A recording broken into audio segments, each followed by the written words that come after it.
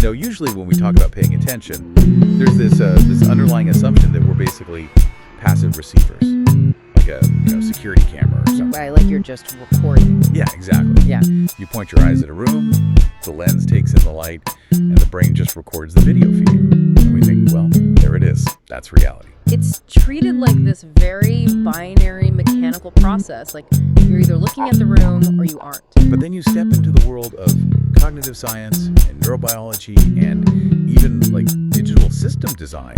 And suddenly that whole camera analogy just completely shatters. Because the science is telling us we aren't recording a video feed at all. We're looking at a perceptual landscape that is, well, honestly, it's a rendering. It's a total illusion. Yeah, it is the absolute definition of a controlled hallucination. I mean, think about it. Your brain is locked in this dark, silent skull, furiously guessing what's out there based on just fragments of sensory data. And what happens when someone figures out how to actually hack that rendering? Well, welcome to today's deep dive. It is Saturday, March 14th, 2026. And to you, our listener, the ultimate learner, as always, we have got a massive, just wildly diverse stack of your notes to explore today. That's quite the collection. Oh, it's incredible. We're looking at sources ranging from cybernetic notion database designs to literal comedy skits to the neuroscience of a basketball magic trick and all the way to Taylor Swift and something called a cosmic baby. Which, on the surface, it looks chaotic, really chaotic. But the underlying mission here is actually quite elegant. That's the goal. We are going to find the hidden thread connecting all this chaos. Today is all about the architecture of attention. We're exploring how we capture raw information, how our perception can be physically hijacked, how our focus actually alters the biology of the people around us, and ultimately how we tune our minds to the universe itself. And really, whether we're talking about organizing a digital workspace or the firing of human neurons or the cosmos itself, the mechanism is the same. Everything is a system trying to turn the chaos of raw, screaming data into beautiful, meaningful harmony. I want to start right there, actually, with the chaos, by looking at this digital database concept from your notes. It's this cybernetic framework for organizing information, and they call it bear with me here, the baby in formulation pyro funnel.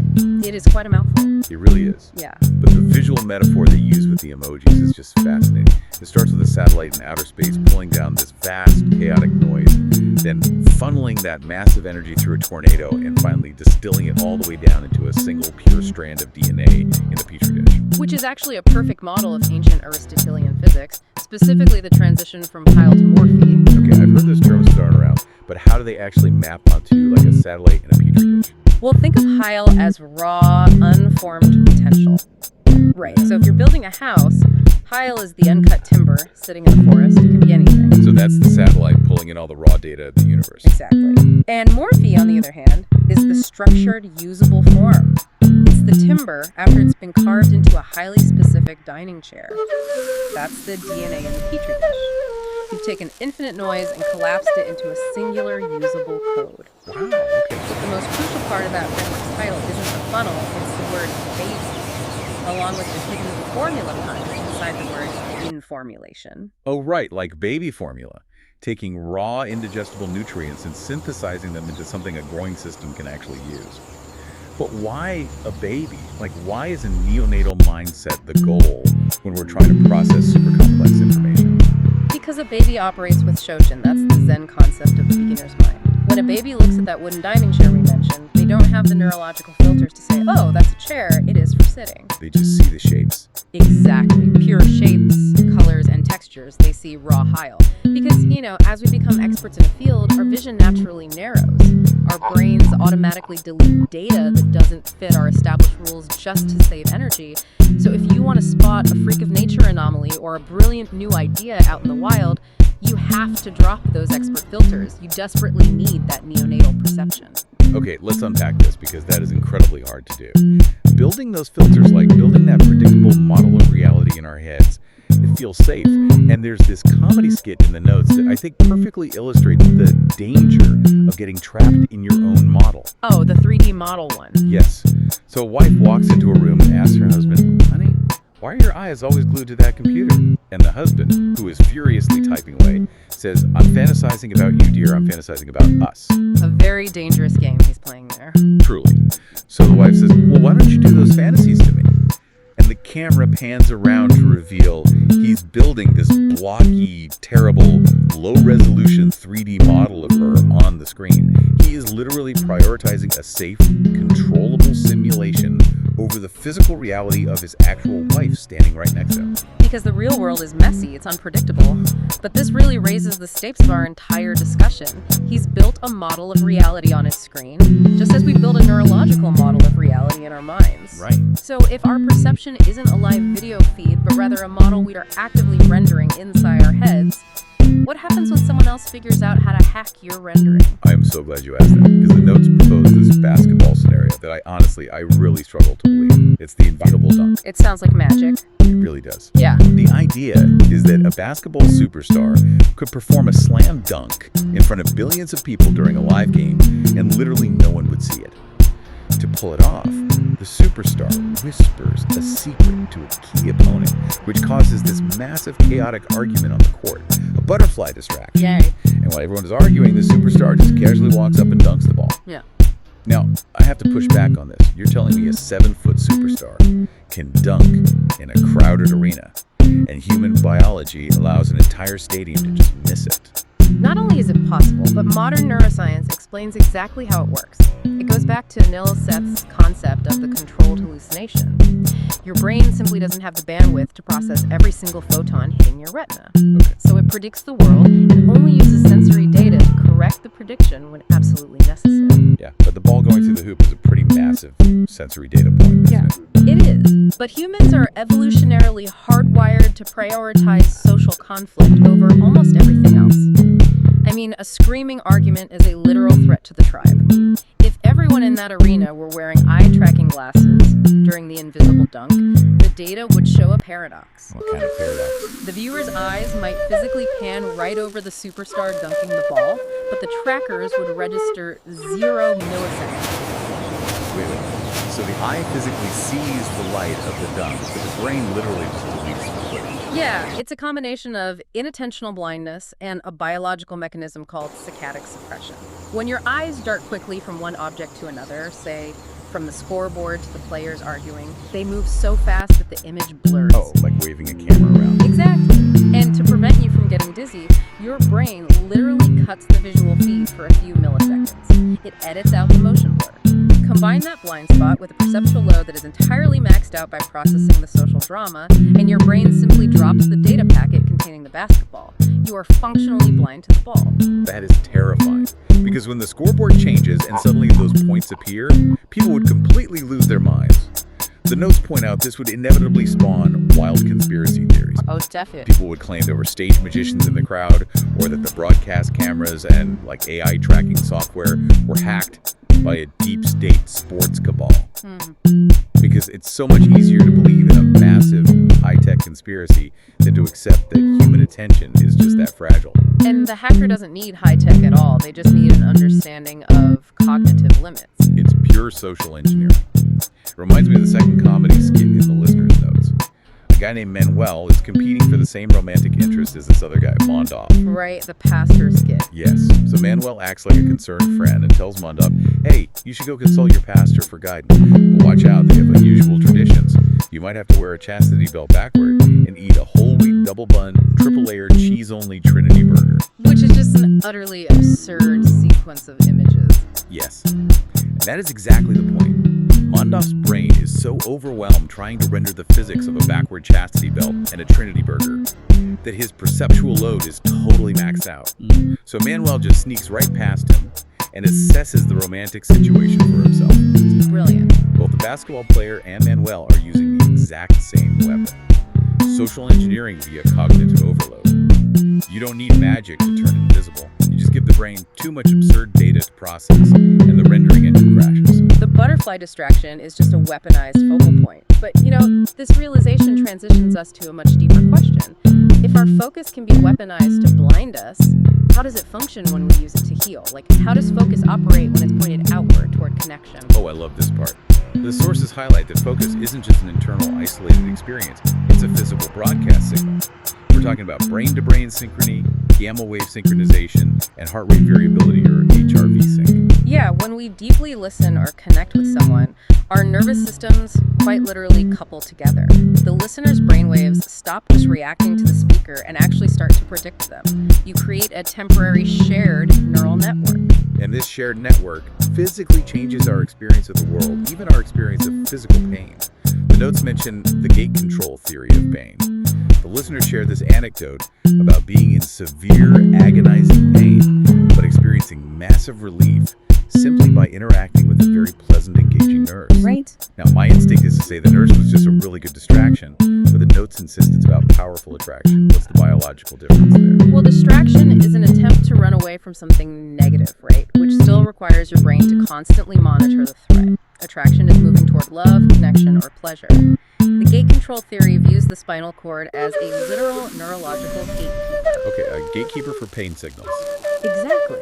When you engage in a powerful, harmonious frequency, deep social connection, or even being placed in a VR virus-filled forest environment in a modern hospital, your brain triggers something called descending inhibition. Descending inhibition, so a signal travels down from the brain. Yes. The brain sends a massive, high-priority signal down the spinal cord that physically closes the gates.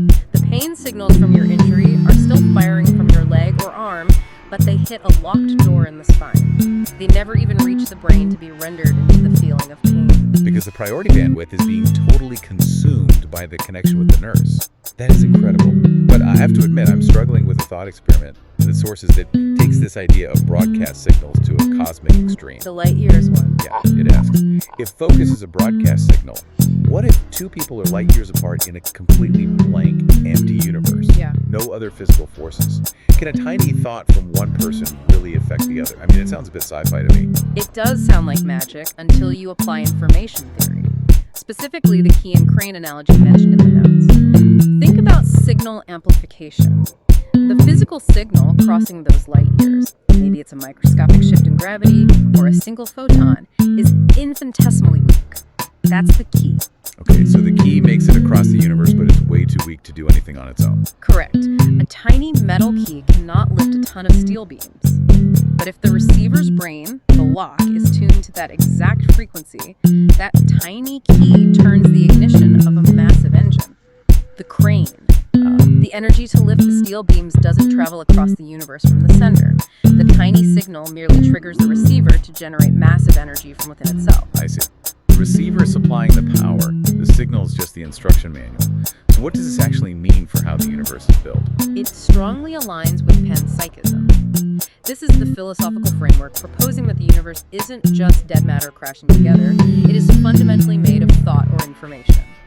In this framework, love isn't just a chemical emotion in a primate's brain. Love is the literal, infinite gravity pulling these separated, fractal perspectives back together. It's the ultimate signal amplification. Wow.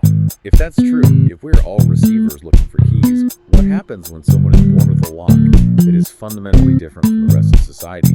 I really want to look at the notes on neurodiversity because this completely upends how we traditionally view the human brain. Historically, the psychiatric field had a very rigid, pathologized view of neurodivergence. Eugen Bleuler, the psychiatrist who coined the terms, originally linked autism to schizophrenia, defining it as a complete detachment from reality. But the sources reframe this using chaos theory and fractals. It argues that an autistic brain isn't detached from reality, it's just attached to a completely different resolution of reality. That is a vital distinction. Neurotypical minds generally operate on what we might call the consensus frequency. They are neurologically optimized for social cooperation in broad strokes. They see the forest. Right. Autistic minds, however, often operate on a high-fidelity frequency. They perceive the fractal details of the individual bark on the trees with such intense, raw clarity that the overall forest can become sensory overload. It's differential tuning. The notes mention a tool from acceptance and commitment therapy, or ACT, called the chessboard metaphor, to help navigate this. Can you explain how that works? Sure. In ACT, they teach a concept called self as context. Imagine your mind as a chessboard. The white pieces are your positive thoughts, and the black pieces are your negative thoughts, anxieties, or sensory overwhelm. Okay, got bored. Most people spend their lives fusing with the pieces, constantly fighting a war to defeat the black pieces. The therapy teaches you to pull back and realize you are not the pieces. You are the board itself. You are the context holding the entire system. You are the space where the systems interact. And this ties so beautifully to the AlphaZero chess AI from the sources. When AlphaZero debuted, it completely shocked human chess grandmasters because it would casually sacrifice its queen, which is the most powerful piece on the board, for seemingly no reason. Because traditional human-programmed chess engines assign fixed mathematical values to everything. A queen is always worth 9 points, a pawn is always worth 1 point. AlphaZero didn't care about fixed points, it calculated the contextual geometry of the board. The situational relevance. AlphaZero realized that in a specific configuration, a lowly pawn that was clamping down on the opponent's king was actually infinitely more valuable than a queen sitting uselessly in the corner. We have to apply this to human neurodiversity. So what does this all mean? We have to stop viewing neurodivergent traits as minor pieces or deficits. An intense autistic special interest isn't a broken social trait. It's a strange attractor of meaning. Precisely. If every human brain operated solely on the consensus frequency, humanity would become a stagnant monoculture. We desperately need those high-fidelity, divergent frequencies to spot the microscopic patterns, the deep mathematics, and the anomalies that the rest of us naturally filter out. So if you take all these different human frequencies, the macro, the micro, the consensus, the divergent, and you finally get them to resonate together, what does that actually sound like? It sounds like art. Which brings us to Taylor Swift. There is a musical debate in the notes about why she is dominating the globe, and it starts by dismantling this myth that acoustic string instruments make perfect, beautiful, smooth sound waves. Scientifically, pure sound waves, pure sine waves, have absolutely no overtones. To the human ear, a pure sine wave sounds like a clinical robotic beep. Think of the sterile tones from a hearing test. Not exactly the kind of sound that fills a 70,000-seat stadium. Not at all. The beauty of a steel string acoustic guitar, or the friction of a human vocal cord, lies entirely in its physical imperfection. When you strum a guitar, it produces a fundamental pitch, but it's stacked with complex, buzzy, sharp, chaotic overtones. That harmonic richness, that friction, is what sounds human to us. But Taylor Swift isn't writing chaotic, avant-garde music. She's writing massive, globally accessible pop hits. How is she using that friction? Through the May principle, most advanced yet acceptable. She uses that rich, complex human timbre, but she anchors it to incredibly comforting, predictable mathematical structures, like the classic 1-5-6-4 chord progression. It's acoustic comfort food. It feels intimate, yet deeply safe. It contrasts so sharply with the other musical giants mentioned in the notes. You have J.S. Bach, who's the ultimate mathematical architect, building these dizzyingly complex polyphonic structures. And then you have John Coltrane in jazz. And Coltrane is the absolute antithesis of the Maya principle. His music was once described as a dialogue with infinity. He wasn't trying to make his listeners comfortable, he was violently pushing the boundaries of harmony, meter, and scale to find some raw, ultimate truth. It's like Taylor Swift is providing the comforting nursery of chords to keep us grounded, while Coltrane is ripping the fabric of the cosmos apart to find the raw DNA. Which brings us perfectly to the cosmic baby metaphor from the listener's writing. It is a stunning synthesis of everything we've unpacked today. The metaphor posits that the universe itself is an infant. It is vast, eternal, and powerful, but it's still waking up. It is learning to articulate its own peaceful. And a baby doesn't learn to move its hands by staring into a dark void. It learns by playing with toys. The deepest challenges of human existence, our pursuit of healing, our decoding of biology, biogerontology, the pursuit of life extension, these aren't just random struggles. They're the intricate problem-solving toys placed in the cosmic crib. By humans tinkering with these living puzzles, the cosmic baby is learning its own telemetry. Whether you are tuning the overtones of a steel string guitar, whether you are reverse engineering a massive digital database in your Pyra funnel, or whether you are consciously tuning your empathy to harmonize with a neurodivergent friend, you are participating in the exact same mechanism. You are helping the universe learn to move its colossal body with a single, synchronized thought.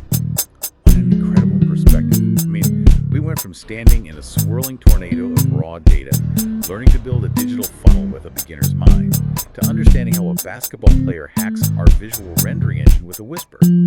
We explored how positive connection physically closes the gates of pain in our spines, how to view the chessboard of our own minds, and finally how to play our part in the nursery of the cosmic baby. It all comes back to the architecture of your attention.